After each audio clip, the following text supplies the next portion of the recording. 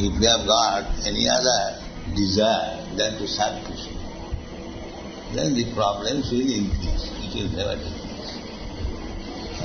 Therefore bhakti begins on Navilasita Sunya. No other purpose than to serve Krishna. This is the only purpose. Anukullina Krishna Anusilanam. So, our only business is how to satisfy Krishna.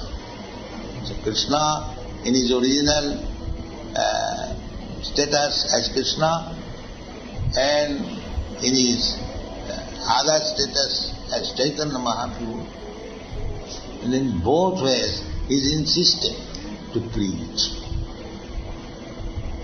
That is very important.